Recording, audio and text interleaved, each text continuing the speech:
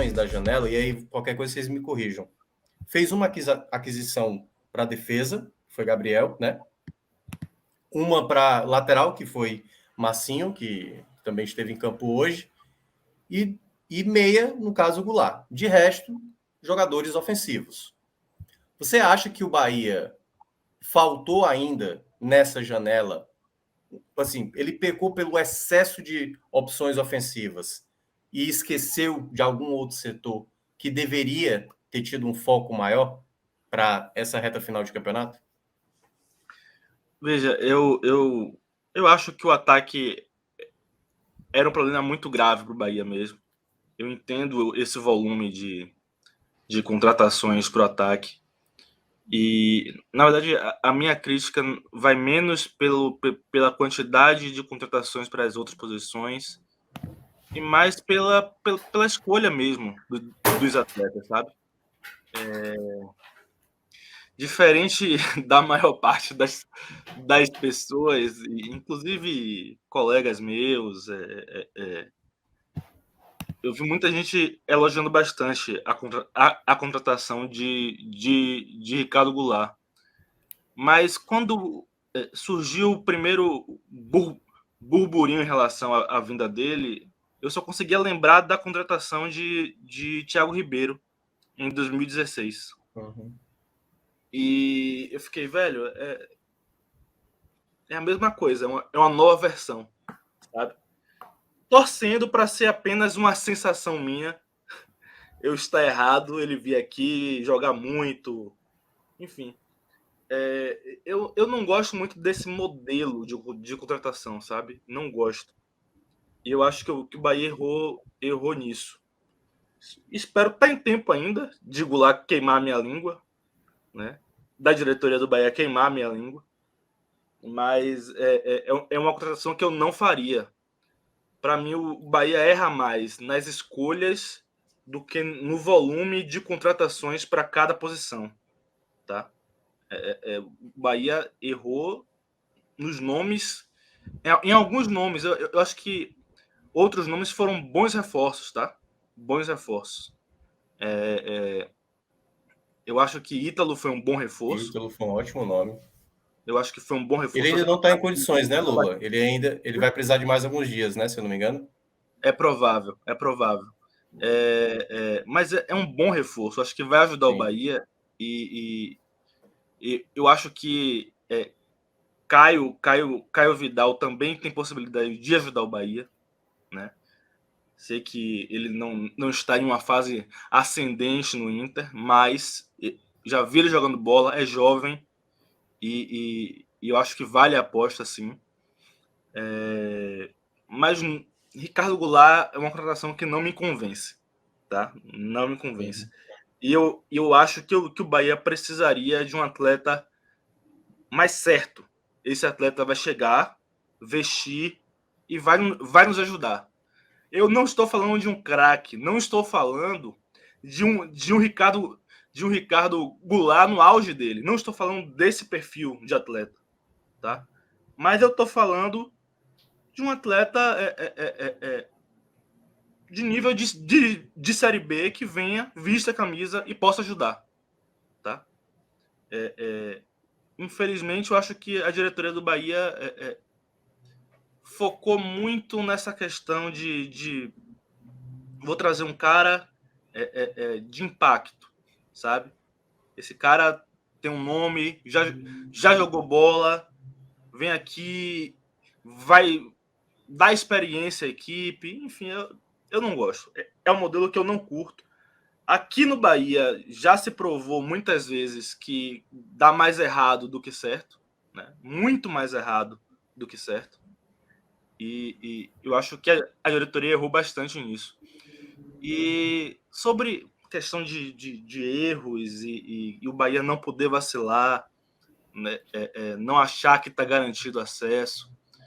Eu entendi bastante o comentário de Pedro, que ele responsabiliza mais Patrick do que Danilo pelo gol de empate hoje. Entendi porque a sensação é que Patrick foi disperso, sabe? que é falta de atenção. E isso pega mais para o torcedor. O Bahia, não tendo um time tecnicamente maravilhoso, tá? Não estando no seu auge técnico, físico e tático, o Bahia precisa estar atento, 100% atento, sabe? Não dá para vacilar como o Patrick vacilou hoje, tá? Não sei o que foi que passou pela cabeça dele, se deu um branco e ele cometeu esse erro. Já o caso de Danilo, e detalhe, tá? Apesar de não ser uma regra de Danilo no Bahia, tá? A saída de gol no passado de Danilo foi um problema grave, tecnicamente, né? No Bahia ele não demonstra isso com tanta frequência. Hoje isso ficou claro, ficou forte. O erro dele na saída, né? Ele ficou no meio do caminho. Mas é um erro técnico. É um erro técnico. Sim. No caso de Patrick, não é um erro técnico.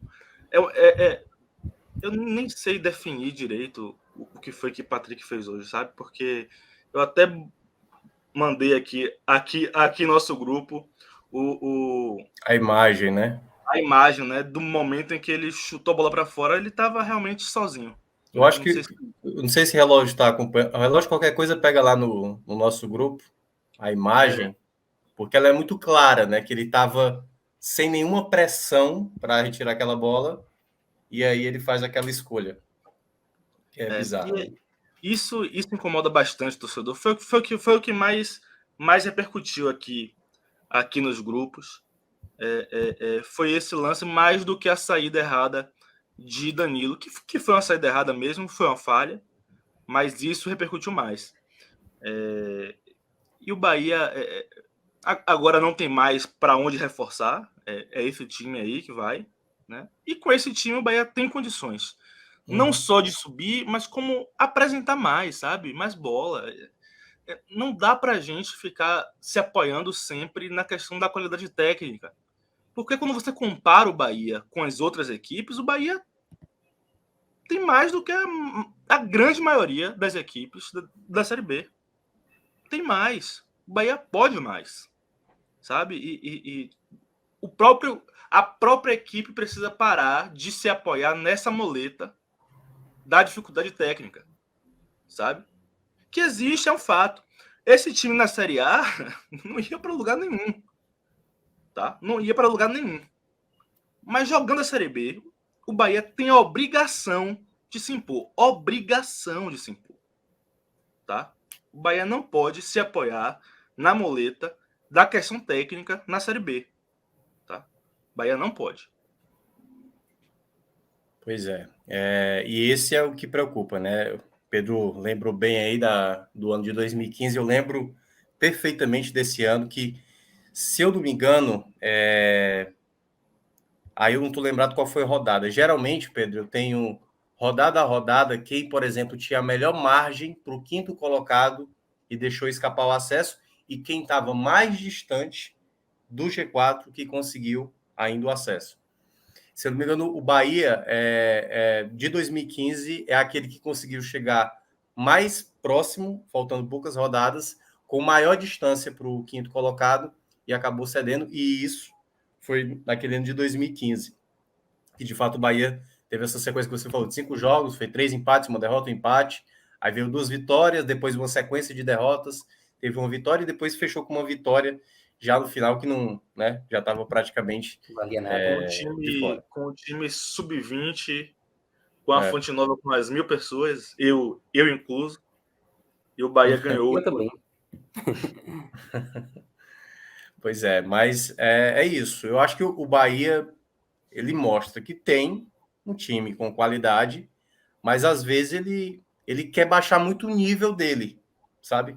A ponto, porque assim, eu acho que o Lula já falou isso outras vezes, acho que o Pedro também, essa Série B ela não tem uma qualidade. Aliás, a Série B, de uma maneira geral, até a Série A, se a gente fosse entrar aqui com mais detalhes, a gente não vai analisar por completo, mas a gente vê que tem limitações, certo? A Série B, essa Série B, como nos últimos anos, vem tendo uma limitação das equipes. Hoje não foi um jogo vistoso, não foi um jogo, né, em termos de muitas possibilidades, né, a questão do gramado e tudo mais.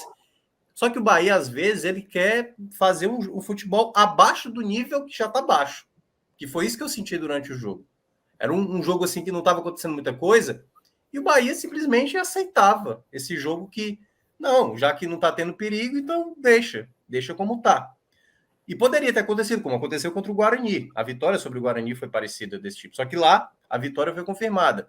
Dessa vez, a falha individual, tanto de Patrick como de Danilo, custou essa vitória que poderia ter dado um pouco mais de segurança. E agora, a gente vai ter 10 dias, não é isso? Para o jogo do Vasco, né? É um 12, intervalo 12 dias. 11, né? 12 dias. Então, um intervalo grande para o Bahia, até mesmo com essas novas aquisições, acho que até para Anderson, tentar ver outras alternativas. Quem sabe ele pensar em outras alternativas, uma dupla Ítalo e Davó, se Ítalo tiver condições de jogar contra o Vasco. Não sei, outra ideia que ele possa pensar